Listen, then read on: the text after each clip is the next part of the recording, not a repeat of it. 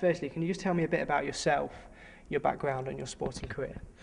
I'm Tim Reddish. I'm a local lad from Nottingham. I was born in Nottingham, went to a Nottingham school, worked in Nottingham for a lot of my life, and then worked in the leisure industry for Nottingham City Council. Moved to work for a governing body sport, British Disability Swimming. As an elite athlete, after going blind, I competed at 3 Paralympic Games, coming back with silver and bronze medals.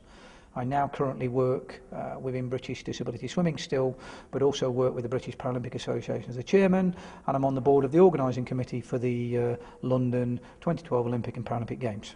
You were elected chairman of the British Paralympic Association in November 2008. What kind of things does this job entail? We're a charity first and foremost, so therefore we have a number of trustees of which I am responsible for chairing. So therefore, from a governance point of view, we're there to look after the charitable aspects of the organisation.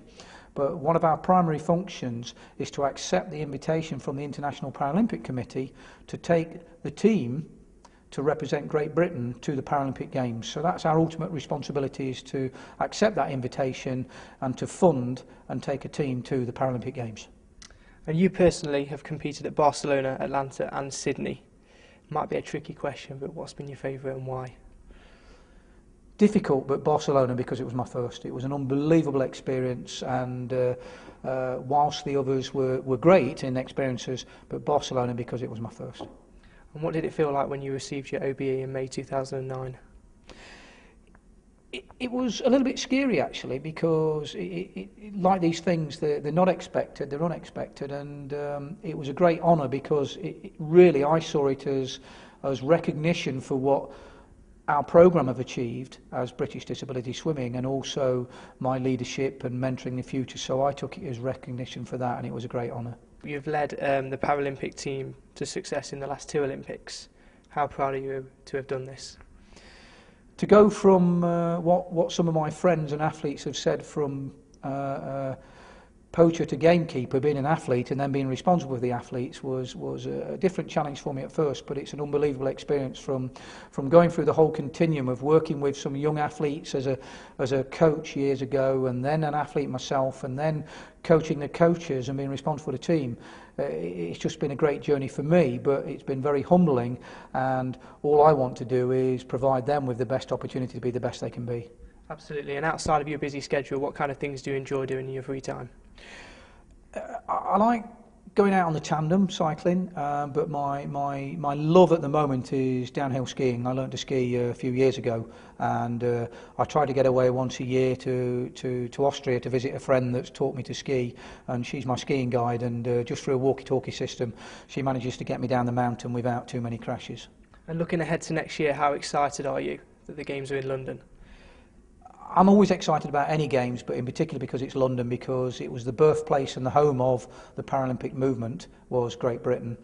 But also the games, through the elite athlete performance, we want to inspire the nation so that the nation can aspire to be either future Olympians or Paralympians. What do you think this will do for the nation? I hope it will get them to understand a little bit more about, one, the Paralympic movement, elite performance from Paralympic athletes, but also to have an understanding that there is a lot of opportunities out there, not just at the elite level, but at that participation level, and we want people to get involved at a participation level, regardless whether you're a volunteer supporting young disabled people to take part in sport. And what would you say to someone with a disability who has big ambitions and beliefs? Dare to dream. Be clear of what you want to achieve.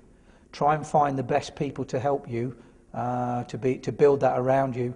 Never give in, but sometimes you may fail, but don't be afraid to fail, because it just may not be sometimes. And lastly, what would your advice be to a young and talented athlete? Go out there, make it happen.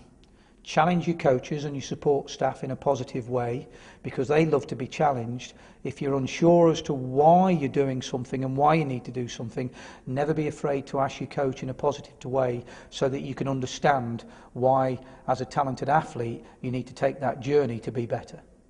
Tim, thank you very much for your time. Thank you. Thank you.